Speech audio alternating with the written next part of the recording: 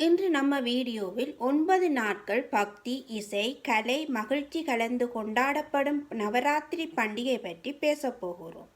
இந்த திருவிழா எதற்காக, எப்படி கொண்டாடப்படுகிறது, என்ன அர்த்தம் என்று சுருக்கமாக பார்ப்போம்.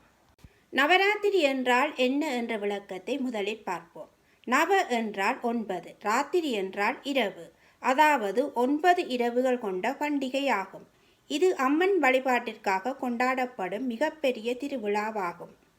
முதலில் நவராத்திரி என்றால் என்னவென்று பார்ப்போம். நவ என்றால் 9, ராத்திரி என்றால் இரவு, அதாவது 9 இரவுகள் கொண்ட பண்டிகை ஆகும்.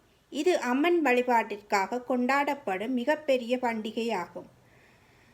இந்நவராத்திரி விழாவானது ஒவ்வொரு ஆண்டும் புரட்டாசி மாதத்தில் கொண்டாடப்படுகிறது.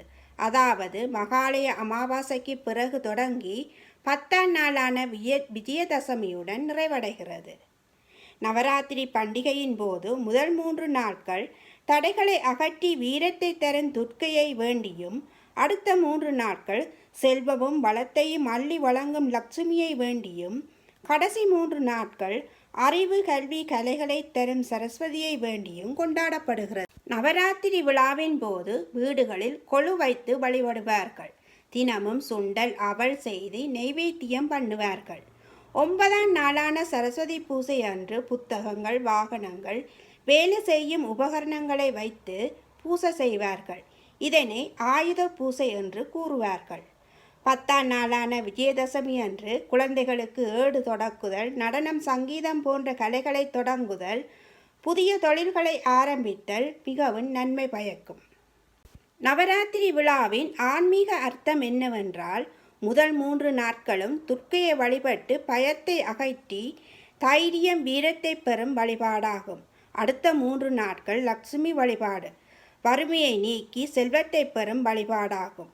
கடைசி 3 நாட்கள் சரஸ்வதி வழிபாடு, அறிவு, ஞானத்தை பெறும் வழிபாடு ஆகும். அதாவது அறியாமை ஆகிய இருளை அகற்றி அறிவு ஆகிய ஒளியை பெறுதல் ஆகும். நவராத்திரி பண்டிகை என்பது பக்தியையும் கலைகளையும் சமூக ஒற்றுமையையும் சேர்த்து தரும் ஒரு அழகான திருவிழாவாகும். உங்கள் வீட்டில் நவராத்திரி எப்படி கொண்டாடுகிறீர்கள்? கீழே கமெண்ட் பண்ணுங்கள். இந்த வீடியோ பிடித்திருந்தால் லைக் பண்ணுங்கள், ஷேர் பண்ணுங்கள். இன்னும் சப்ஸ்கிரைப் பண்ணாதவர்கள் சப்ஸ்கிரைப் பண்ணுங்கள். அடுத்த வீடியோவில் சந்திப்போம். நன்றி.